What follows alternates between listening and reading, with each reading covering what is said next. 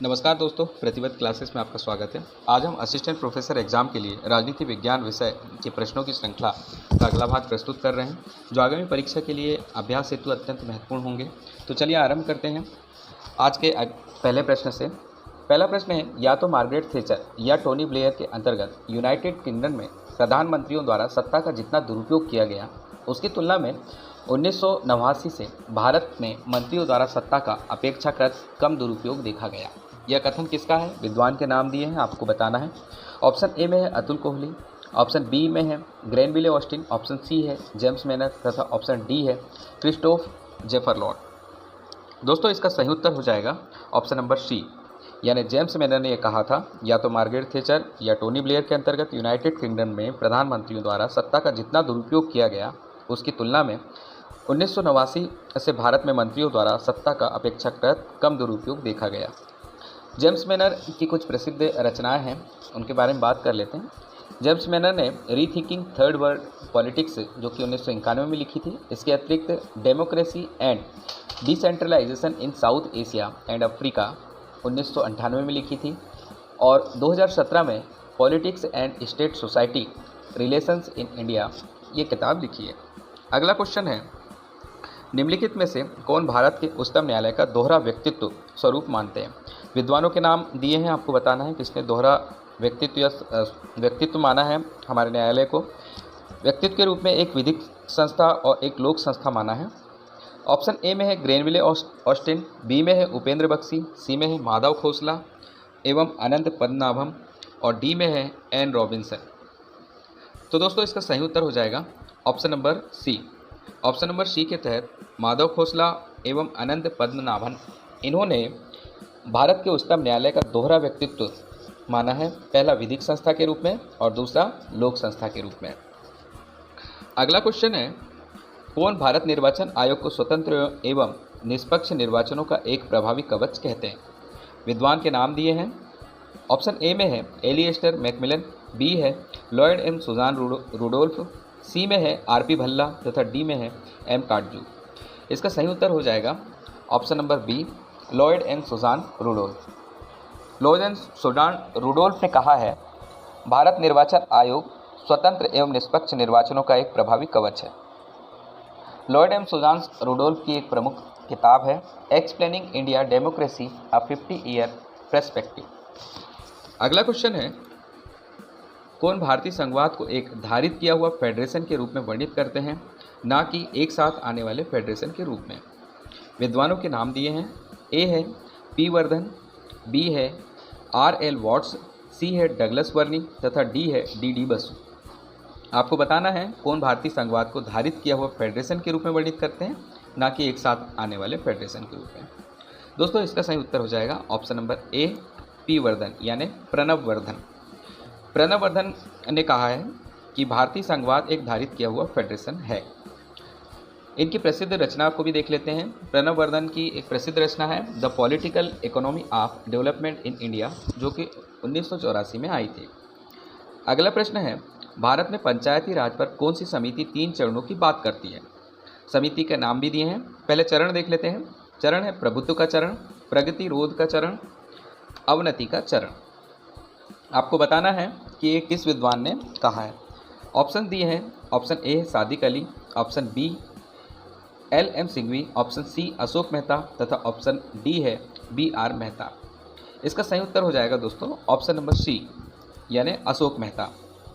अशोक मेहता ने भारत में पंचायती राज को 3 चरणों में बांटा है, प्रभुत्व का चरण, प्रगतिरोध का चरण और अवनति का चरण। जनता पार्टी की सरकार के समय में अशोक मेहता समिति का गठन किया गया था, जो कि 1977 में हुआ था। इस समिति ने द्विस्तरीय पंचायत राज व्यवस्था की अनुशंसा की थी। अगला क्वेश्चन है, वे कौन से आधार हैं जिन पर भारत में राज्यों में राष्ट्रपति शासन अधिरोपित किया गया है? तो आपको आधार दिए हैं और कूट दिए हैं। आधार और कूट के अनुसार बताना है। आधार है, यदि कोई स्थिर सरकार का गठन नहीं किया जा सकता। दूसरा है, यदि मंत्रिमंडल ने बहुमत गंवा दिया है और विधानसभा में बहुमत रखने वाला कोई भी अन्य मंत्रिमंडल का तुरंत गठन नहीं किया जा सकता। तीसरा है, यदि राज्य सरकार संघ सरकार द्वारा दिए गए निर्देशों का पालन नहीं करता है या संघीय ढांचा विभंग हो जाता है। और चौथा दिया है भ्रष्टाचार। तो वो कौन कौन से कारण हैं आपको ढूंढना है जिसके आधार पर भारत में भ्रष्टाचार लगता है। कूट दिया है, कूट ए में है केवल 1 और 2, बी में है केवल 1 2 3, सी में है केवल 1 2 और 4 तथा डी में है 1 2 3 4 यानी कि ये सभी। दोस्तों इसका सही उत्तर हो जाएगा ऑप्शन नंबर डी 1 2 3 और 4 यानी ये सभी। यदि कोई स्थिर सरकार का गठन नहीं किया जा सकता तब राष्ट्रपति शासन लगेगा। यदि मंत्रिमंडल ने बहुमत गंवा दिया है और विधानसभा में बहुमत रखने वाला कोई भी अन्य मंत्रिमंडल तुरंत गठित नहीं किया जा सकता तब भी राष्ट्रपति शासन लगता है।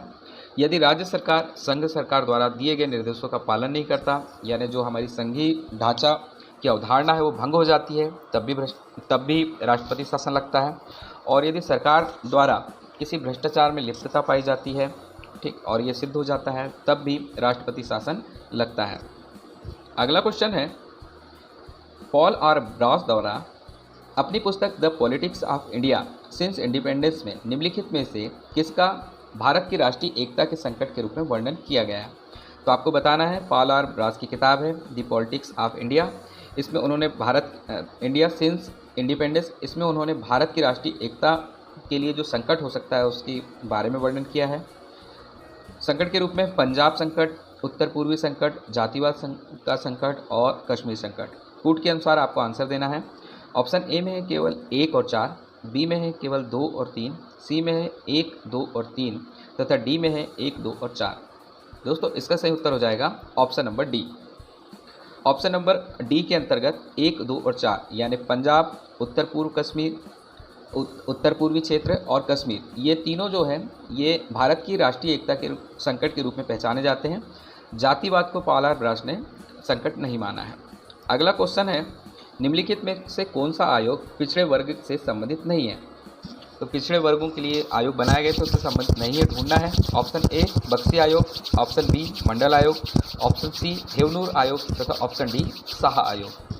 दोस्तों इसका सही उत्तर हो जाएगा ऑप्शन नंबर डी शाह आयोग। इसके अतिरिक्त बक्सी आयोग, मंडल आयोग और हेवनूर आयोग, ये तीनों ही आयोग पिछड़े वर्ग से संबंधित हैं।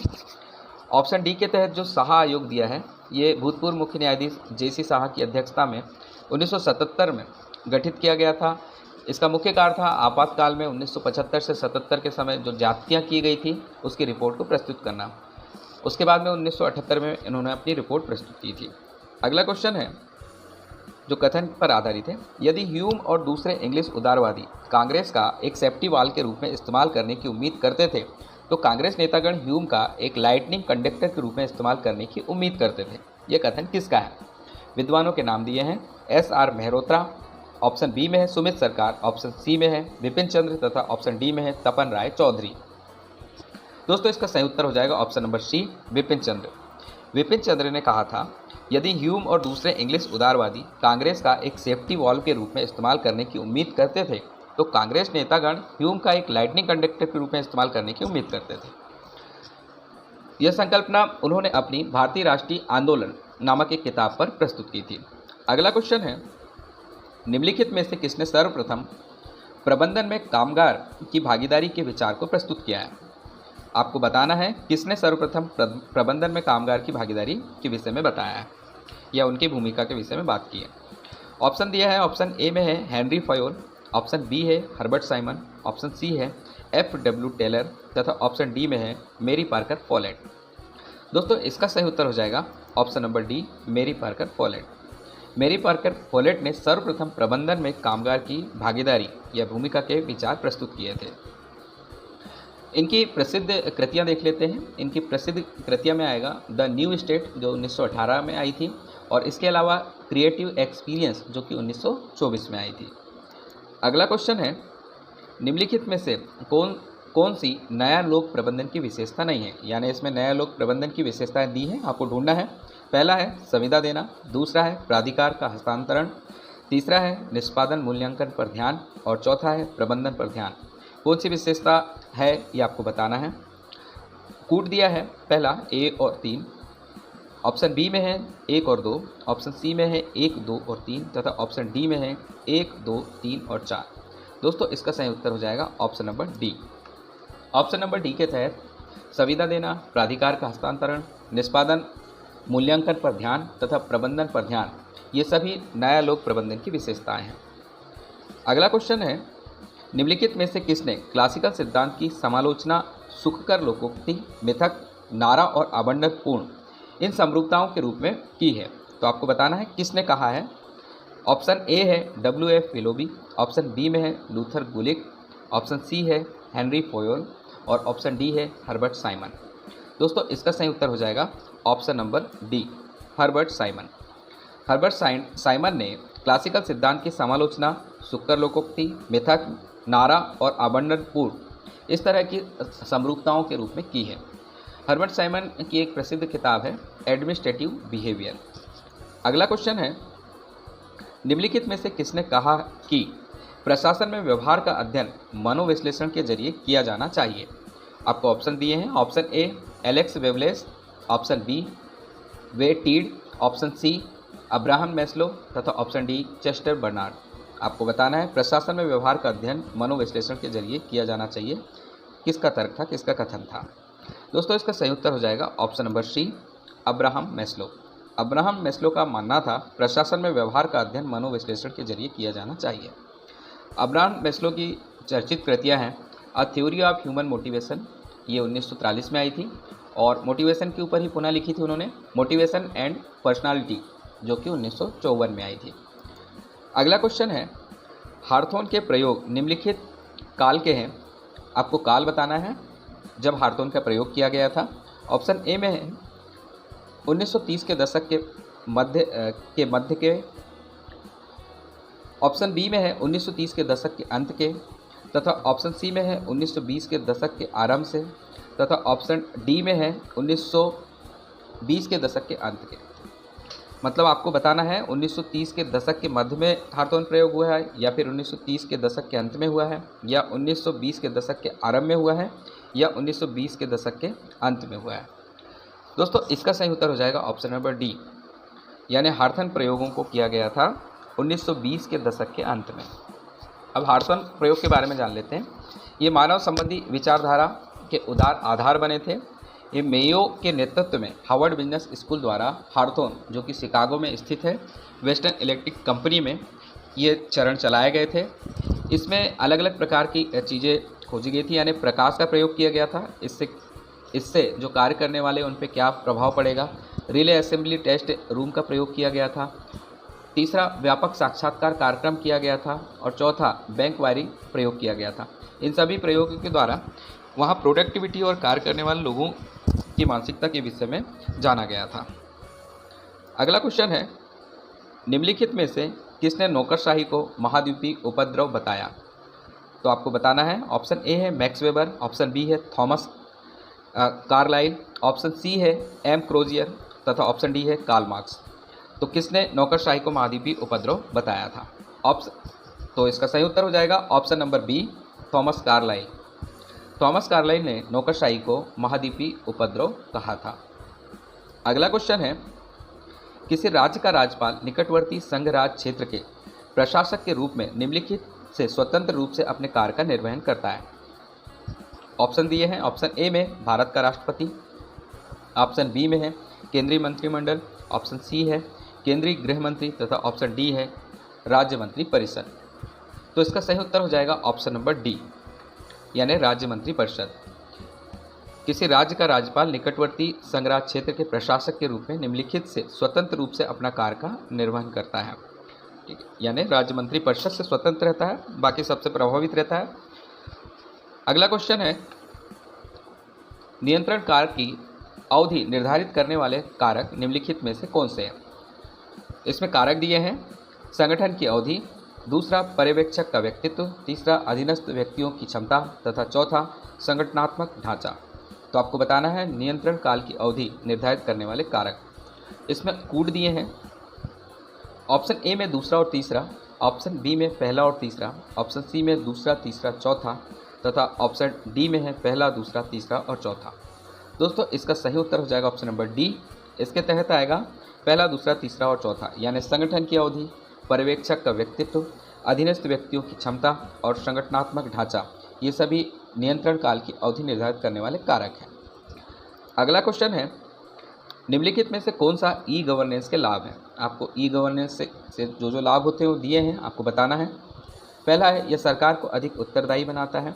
दूसरा, इससे सरकार के कार्य में लोगों की भागीदारी कम होती है। तीसरा, इससे नौकरशाही की प्रवृत्तियां बढ़ती हैं। चौथा, इससे लेन देन के खर्चे में कमी आती है।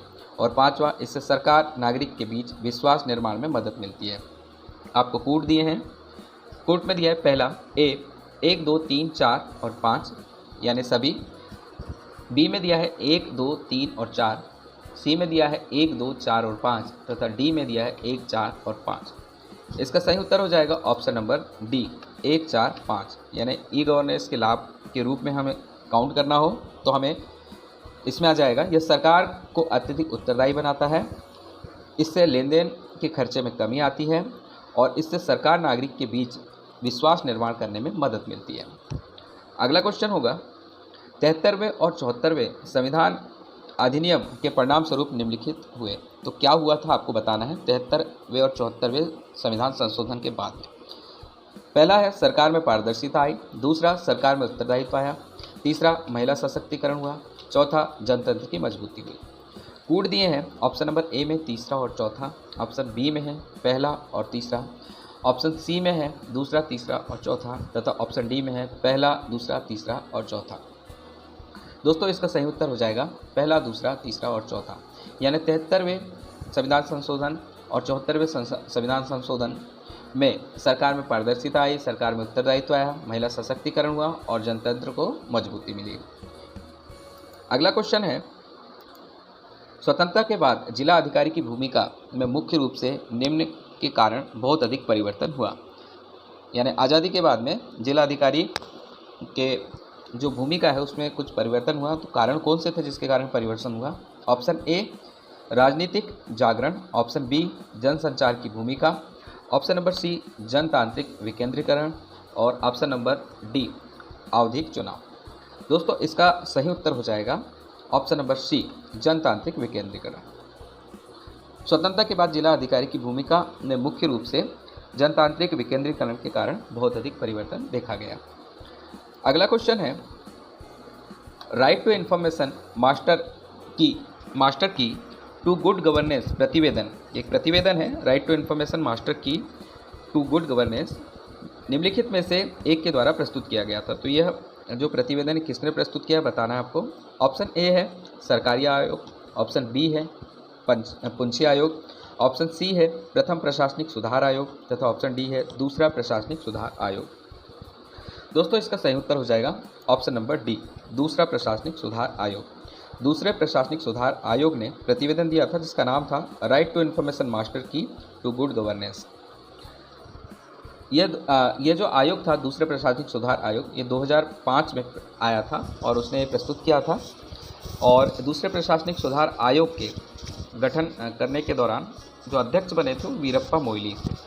अगले क्वेश्चन, निम्नलिखित में से किस आयोग समिति चिंतक ने भ्रष्टाचार के 27 रीतियों की पहचान की? तो आपको बताना है किसने की थी 27 प्रकार के भ्रष्टाचार के विषय में। ऑप्शन दिए हैं, option A Kautilya, option B Vohra समिति, ऑप्शन सी संथानम समिति तथा ऑप्शन डी केंद्रीय सतर्कता आयोग।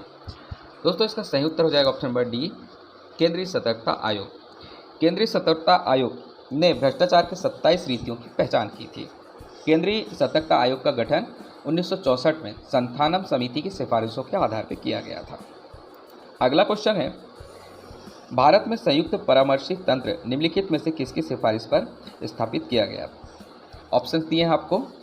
ऑप्शन ए प्रथम वेतन आयोग, ऑप्शन बी द्वितीय वेतन आयोग, ऑप्शन सी प्रथम प्रशासनिक सुधार आयोग और ऑप्शन डी पॉल एपलबी रिपोर्ट। दोस्तों, इसका सही उत्तर हो जाएगा ऑप्शन नंबर बी, द्वितीय वेतन आयोग। द्वितीय वेतन आयोग की सिफारिश के आधार पर भारत में संयुक्त परामर्शी तंत्र की स्थापित किया गया था जो कि 1966 में हुआ था। अगला क्वेश्चन है, निम्नलिखित में से किन आयोग समिति ने भारत में भ्रष्टाचार के मुख्य कारण के रूप में कमजोर शासन की पहचान की है? इसमें ऑप्शंस दिए हैं। पहला है प्रथम प्रशासनिक सुधार आयोग, दूसरा है ऑप्शन बी दूसरा प्रशासनिक सुधार आयोग, ऑप्शन सी है वोहरा समिति तथा ऑप्शन डी है संथानम समिति। दोस्तों, इसका सही उत्तर हो जाएगा option number B. Option number B के तहत दूसरा प्रशासनिक सुधार आयोग जो कि 2005 में आया था, ने भ्रष्टाचार के मुख्य कारण के रूप में कमजोर शासन की पहचान की। अगला क्वेश्चन है, निम्नलिखित में से कौन सा एक राष्ट्र को स्वीकृत परमाणु शक्ति बनने का कालानुक्रमिक क्रम है? तो कौन कौन से राष्ट्र सबसे पहले परमाणु संपन्न हुआ, परमाणु स्वीकृत शक्ति बना, फिर उसके बाद कौन सा बना, ये आपको सारे राष्ट्रों के विषय में बताना है। ऑप्शन ए में दिया है America, Britain, Soviet union, France और चीन। ऑप्शन बी में है America, Soviet union, France, Britain और चीन। ऑप्शन सी है सोवियत यूनियन, अमेरिका, ब्रिटेन, चीन और अंत में फ्रांस। तथा ऑप्शन डी है America, Soviet union, Britain, France और चीन। कौन सबसे पहले बना था और कौन कालक्रम अनुसार अंत में बना था, ये आपको ढूंढना है। इसका ऑप्शन हो जाएगा, उत्तर हो जाएगा option number D, America, Soviet union, Britain, France और चीन। ये एक के बाद एक परमाणु संपन्न बने थे। अमेरिका 1945 में, सोवियत यूनियन 1949 में, ब्रिटेन 1952 में, फ्रांस 1960 में और चीन 1964 में स्वीकृत परमाणु शक्ति बने थे। अगला क्वेश्चन है, भारत और आसियान के संबंध में निम्नलिखित कथनों पर विचार कीजिए। कथन दिए हैं, पहला, भारत 1992 में आसियान का क्षेत्रीय भागीदार बना। कथन सेकंड है, दिल्ली वार्ता आसियान और भारत के बीच राजनीतिक आर्थिक मुद्दों के संबंध में है। ऑप्शन सी, भारत में 1966 में आसियान का वार्ता भागीदार बन गया। और चौथे नंबर पे है, भारत 2000 में आसियान का शिखर सम्मेलन स्तर का भागीदार बन गया। इन कथनों को देखना है और सही कूट का चयन करना है, कौन कौन से सही हैं। ऑप्शन ए है पहला और चौथा, ऑप्शन बी है पहला और तीसरा, ऑप्शन सी है दूसरा और चौथा तथा ऑप्शन डी है पहला और दूसरा। इसका सही उत्तर हो जाएगा ऑप्शन नंबर बी, पहला और तीसरा। पहला में है भारत 1992 में आसियान का क्षेत्रीय भागीदार बना और तीसरे में हो जाएगा भारत 1996 में आसियान वार्ता का भागीदार बना।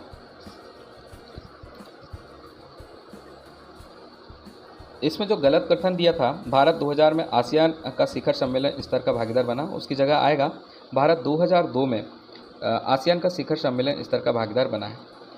आसियान की स्थापना 1967 में हुई थी और इसका जो हेडक्वार्टर है वो जकार्ता में है और वर्तमान में इसमें 10 सदस्य हैं। अगले क्वेश्चन, सार्क के बारे में निम्नलिखित में से कौन सा कथन सही है? तो सार्क के विषय में सही कथन ढूंढना है। पहला, ऑस्ट्रेलिया, अमेरिका, जापान और रूस पर्यवेक्षक है। दूसरा, सदस्य राष्ट्रों के बीच सामूहिक सुरक्षा का संवर्धन करना और सुदृढ़ करना है। तीसरा, भारत 2 बार सार्क के महासचिव बने। और चौथा, सार्क का दूसरा शिखर सम्मेलन भारत में हुआ। आपको कूटों के अनुसार सही कथन का चयन करना है। ऑप्शन ए में है पहला, तीसरा और चौथा, ऑप्शन बी में है दूसरा और तीसरा, ऑप्शन सी में है तीसरा और चौथा तथा ऑप्शन डी में है दूसरा, तीसरा और चौथा।